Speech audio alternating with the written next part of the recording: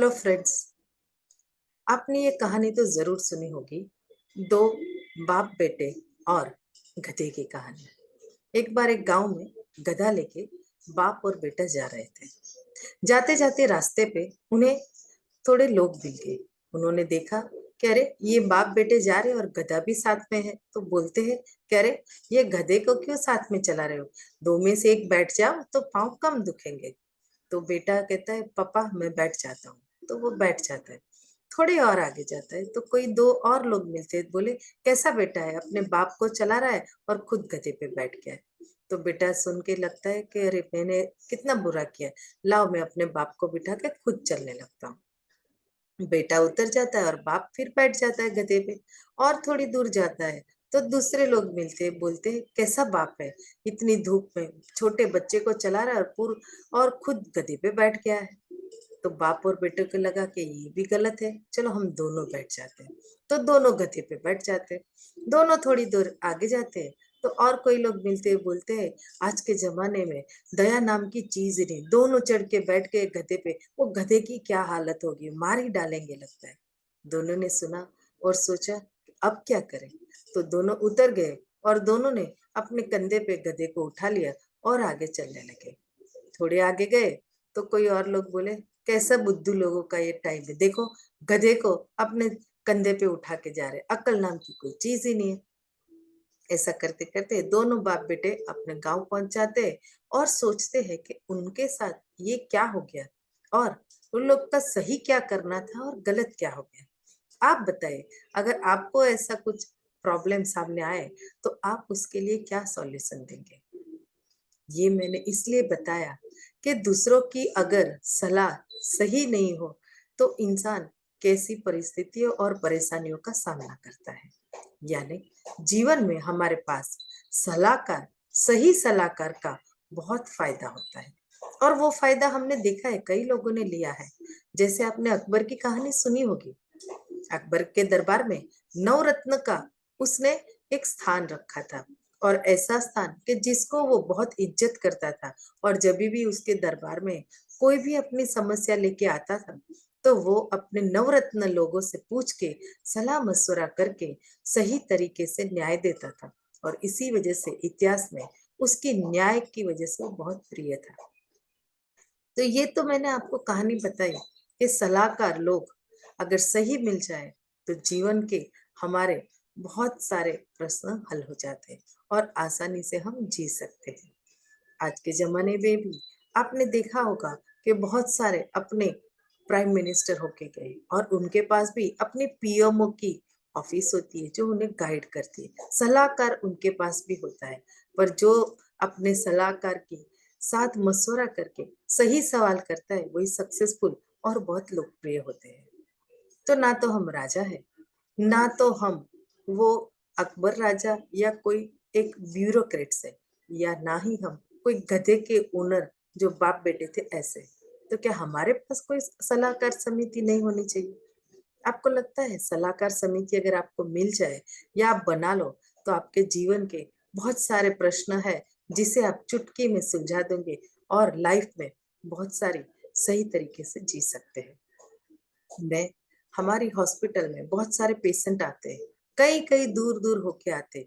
अभी अगर मैं एक केस आपसे डिस्कस करूं, एक लड़की आई थी सिर्फ 25 साल की, शादीशुदा, और उसे ऐसी बीमारी हो गई थी जो उसके फिजिकल जो इलनेस थी उससे ज्यादा उसकी साइकोलॉजिकल इलनेस थी। वो मन से ही मान चुकी थी कि अभी जीने का कोई मतलब नहीं है। तो उसकी वजह से उसको कितनी भी दवाई देते थे वो उसे काम नहीं आती थी। उसने बड़े बड़े हॉस्पिटल से अपना इलाज करवाते हुए भी वो ठीक नहीं हुई। उसे सिर्फ एक टीबी था। टीबी होने के बावजूद भी उसे ऐसी तकलीफ हो रही थी कि न वो खा सकती थी न सो सकती थी। और उसके जीवन में एक सबसे बड़ी कठिनाई ये हो गई थी कि उसके शरीर की पूरी स्किन एकदम से किसी फल के अगर आप छिलके निकालते हो ना ऐसे रोज निकल जाती थी और नई स्किन नहीं आ रही थी। ये उसका बहुत रेयर केस वाला डिसीज था।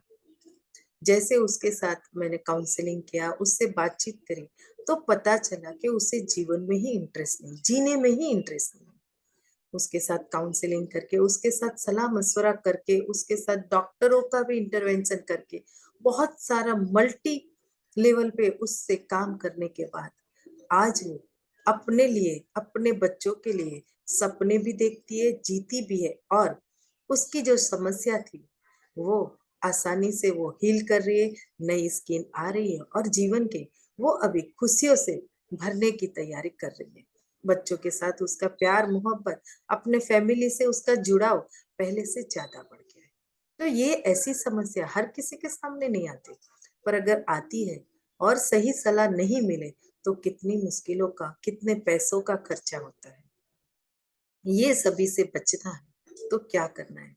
क्योंकि सबके पास इतना वक्त नहीं है कि पूरी जिंदगी हम ऐसे ही उलझनों में रह के बिताए। आपका वक्त की आप सेविंग कर सकते हो, पैसों की सेविंग कर सकते हो, एनर्जी की सेविंग कर सकते हो। आप अपने मन में सेटिस्फेक्शन और खुशियां ला सकते हैं अगर आपने सही तरह अपने लिए एक सही सलाहकार समिति बनाई है तो। उसके लिए कोई पैसों की जरूरत नहीं।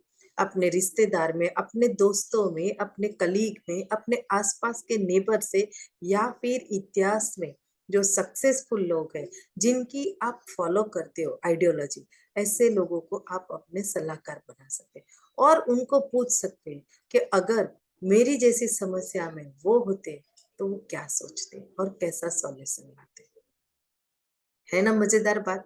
अगर आपके रोल मॉडल में विवेकानंद जी या गांधी जी है और भी कोई है, और उनको पूछा जाए कि आप जो अभी समस्या का सामना कर रहे हो तो उनके पास उसका क्या इलाज होता है, और वही इलाज और रास्ते पे अगर आप चलोगे तो जरूर से आपको सफलता और सॉल्यूशन मिल सकता है।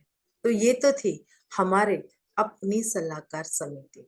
आप बनाए, अपने बच्चों को सिखाए, परिवार में सिखाए सबको, और जीवन में समय के साथ रिसोर्सेस और पैसों को बचा के किस तरह आप हैप्पीली जीवन जी सकते हो वो आपके हाथ में है। तो क्या ये काम मुश्किल लग रहा है? अगर आपको लगता है कि ये काम आपसे नहीं हो सकता, आपको तकलीफ हो सकती है, या फिर आपके समझ के बाहर की, या ऐसे लोग नहीं है आपके पास, और आप समझते हो कि मेरी कुछ सलाह से अगर आप अपने सॉल्यूशन प्रॉब्लम के ढूंढ सकते हो तो आप मुझे मेरे इस चैनल को सब्सक्राइब करके, या फिर मुझे डायरेक्ट मैसेज करके, या फिर आप कमेंट करके भी अपने लिए सलाह मांग सकते हो। मेरे साथ जुड़ने के लिए और मेरी बातों को सुनने के लिए आप सभी का बहुत बहुत आभारी हूँ मैं। मेरी आने वाली वीडियो में भी आप जानोगे कि किस तरह समस्या अगर मन से जुड़ी है तो उसका सॉल्यूशन क्या है, और आप अपने माइंड पावर को कैसे इस्तेमाल करके लाइफ में अपनी इकिगाई, अपनी हेल्थ और अपनी हैप्पीनेस को पा सकते हैं।